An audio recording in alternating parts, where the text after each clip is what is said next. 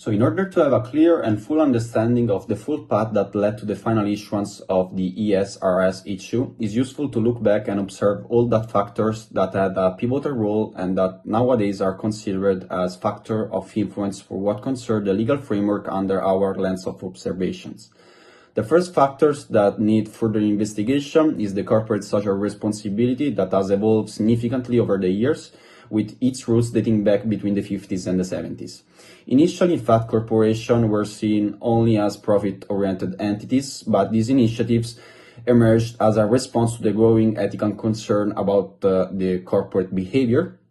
Those initiatives, which were initially in fact only voluntary, has now become essential due to the regulatory pressures and the growing expectation that businesses act as socially responsible entities. The second element is the principle for the responsible investment that had a key influence on this transformation. Those initiatives were launched by the United Nations in 2006, and they are aimed to integrate the SG factors into the corporate decision-making, promoting the sustainable finance and the social responsibility. The European Green Deal is another important initiative that outlines the EU ambition and the EU goal to achieve over the time the climate neutrality. It includes a broad range of measures designed to transform the European society through sustainable practices, from circular economy initiatives to new guidelines for what concern, for instance, the biodiversity innovation or the progressive sustainable building renovation. The European Commission had an important position. In fact, its president, Ursula von der Leyen, stated that the European Green Deal can be considered as the new moon landing, aiming to position Europe as the first continent to achieve the climate neutrality. The Paris Agreement is another international treaty that played a significantly and a critical role in this context by setting targets for limiting the global warming all around the world. It requires companies to set and report their emission reduction goals, which are reviewed every 5 years. Moreover, in response to the increasing importance of the sustainability matters, the EU has also implemented the Sustainable Finance Agenda, which integrates the ESG factors into the financial planning. This agenda can be divided in two main elements: the EU taxonomy regulation, which defines the sustainable economic activities, and the sustainable finance disclosure regulation, which requires transparency for what concerns all the financial products related to sustainability. Lastly, the non-financial reporting directive, introduced in 2014, aimed to improve the transparency all around the non-financial information for large companies. However, it left certain gaps for what concern consistency and clarity in reporting, which the upcoming CSRD, as Marianna will show, seeks to address by providing more detailed and standardized requirements. Now we will focus on the role of the Corporate Sustainability Reporting Directive and that of the European Financial Reporting Advisory Group, which have both shaped, along with all the aforementioned deals and initiatives, the development of the ESRS standards. So the directive was approved in November and then published in December 2022, and it replaces the non-financial reporting directive, broadening its scope. It applies to large enterprises meeting at least two of the following criteria. So first, a net turnover of 50 million euros, a balance sheet of 25 million euros, or more than 250 employees. It also applies to companies with listed securities on EU regulated markets and non-EU parent companies with more than 150 million euros turnover for at least the last two consecutive financial years. And companies must report both financial and non-financial information in digital format and within a single document in order to ensure integration between the two types of information. The directive mandates the use of the ESRS standards, so a single set of standards, in order to ensure comparable reporting. The EFRAG was a key player in the journey of the development of the standards, and it was established in 2001, and it is a private association focused on accounting standards at first, but later expanded to sustainability reporting. The development journey began on June 2020 when the European Commission tasked it to develop preparatory work for the standards.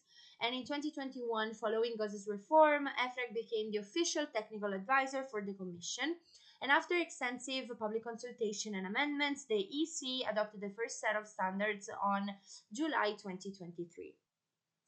The ESRS framework applies to companies in scope of the CSRD directive, and it follows a phased implementation timeline starting on 2024 for large public interest entities and extending to 2028 for non-EU companies. A defining feature of the standards is the double materiality approach, which requires companies to report both how sustainability affects and impacts their operations and how their activities affects the environment and society. To conduct the materiality assessment, the LEAP approach is followed, which consists of four phases: locating, estimating, evaluating, and assessing, and then preparing and reporting the results of the assessment. Structurally, the ESRS is divided into three categories: cross-cutting, topical, and sector-specific standards. The first are the ESRS1 and ESRS2, which provide general requirements and disclosures, while topical standards address specific environmental, social, and governance matters. And lastly, sector-specific standards focus on sector-specific risks and impacts not covered by the other standards. Thank you for the attention. Now I'll pass the word to Andrea. Esrs E2 aims at providing disclosure requirements for businesses on the topic of pollution and related sustainability matters, especially for companies belonging to the chemical industry, where a lot of pollutants and harmful substances are produced. Now, for the actual structure itself, we first identified the disclosure requirements themselves, which have instructions on the information to be included, and then an appendix with additional details to help in their application. All of this while taking into account the general disclosures and requirements provided for in the cross-cutting standards. Continuing with pollution, I would like to assess how it is tied to sustainable reporting, particularly within the European Union's regulatory framework. Pollution is more complex than it may initially seem. At its core, it refers to the presence of harmful substances or contaminants in the environment. But it's not just the presence that matters, it is the concentration of these pollutants which has increased as the world's population grew and as globalization accelerated, as well as industrialization. International legal responsibility in this matter is a key factor. Regulations now require corporations to track their operations and ensure that their emissions don't endanger the environment. For example, the Esrs E2 focuses on managing these substances, the ones that can cause chronic damage to health and the environment, which are the ones that are shown on the slide. In line with these regulations, the EU REACH framework ensures that companies take responsibility for the chemicals they use and encourages finding safer alternatives. Similarly, the Industrial Emissions Directive sets limits on pollutants from large industrial plants to safeguard the environment. In doing so, they keep in consideration the local conditions and the economic context in which the plant is situated. Pollution, however, doesn't stop at national borders. It is a global issue. So making international regulations like those from United Nations Economic Commissions for Europe, it is essential to managing these cross-border impacts, which emphasizes a coherent alignment through the participation at the EMAS community. One of the major shifts in Europe is the EU Green Deal, which aims at a toxic-free environment. It focuses on the use of safer chemicals and cleaner technologies. For example, in agriculture, we have the farm to fork strategy, which targets a 50% reduction in nitrogen load and pesticide use. The objective is to restore ecological balance of the nature and decouple economic growth from environmental degradation. In doing so, the EU Green Deal uses the basis of the environmental Kuznets curve, according to which there is an inverted relationship between economic development and pollution, which after reaching a certain threshold decreases. By aligning with the EU taxonomy, companies demonstrate their commitments to reducing pollution and meeting environmental goals. Similarly, the Sustainable Finance Disclosure Regulation, or SFDR, pushes financial institutions to disclose their sustainable investments, encouraging transparency and driving corporations to adopt cleaner practices. By embracing these environmental, social, and governance principles, the ESG principles, companies can not only reduce their environmental footprint, but also strengthen their market position and secure their sustainable future. This first section is concerned with policies addressing the impacts, risks, and opportunities related to pollution in three main areas: the mitigation, prevention, and control of it, the reduction in usage of harmful substances, and limitation of their negative effects whenever possible, all while also mentioning how any of these might interact with the EU Action Plan towards zero pollution for air, water, and soil. Additionally, businesses must also include, following the mitigation hierarchy found in Esrs E2, any actions taken or resources allocated to said actions, with priority given to the absolute avoidance of pollution, if not a reduction of it as much as possible, or otherwise a restoration of ecosystems that have already been damaged. Not forgetting to also include any targets that may have been chosen, whether voluntarily or not, and if selected, any ecological thresholds, including methodologies on their determination, identification, and on the ways they want to be respected and how responsibility will be handled. Next up, we can understand how businesses are required to provide information on any pollutants or microplastics they either produce or have as emissions, alongside any contextual information that might be helpful, such as air quality indices or the degree of urbanization of the selected area. And taking a closer look at each kind of pollution also helps us understand just how much of an impact they have on our society. We can see how air pollution is still nowadays one of the major health risks we can find, with possible economic effects with related consequences, such as a reduced life expectancy. We can see how European waters are being threatened by chemicals with such persistence in the environment and so hard to remove that may end up threatening drinkable water as well, and how economic-related pollution is hindering soil processes, which leads not only to negative consequences on human health and the environment itself, but also to possible cost increases with soil degradation increasing each year. As for substances of concern and of very high concern, chemicals known to bring harms to humans, animals, and the environment alike, the standard provides for disclosure requirements on their use, distribution, commercialization, and import or export, whether this be on their own, in mixtures, or as product themselves. All of this while also reminding not only to take into consideration the risks related to them, but also any potential opportunity. When dealing with the topic of pollution, we have to point out that it affects not only the environment, society, and human health, but also has financial effects on the business. An entire section of the standard is concerned with the disclosure of the company's current financial position. This section analyzes how pollution affects financial performance through potential fines, remediation costs, or changes in market demand due to environmental matters. The specific information that must be included underlies the importance of quantitative measurements as the preferred evaluator. In fact, financial effects are to be quantified in monetary terms.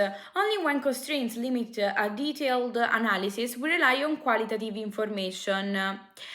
Esrs E2 is not an isolated standard. In fact, it is closely linked to many other frameworks and standards, both within and outside the ESRS system. Within the environmental standards, Esrs E2 connects with standard E1, which looks at how pollution contributes to climate change, standard E3, which explores how pollution affects water bodies, standard E4, which focuses on the impact of pollution on nature. Another important link with ESRS is with Esrs E5.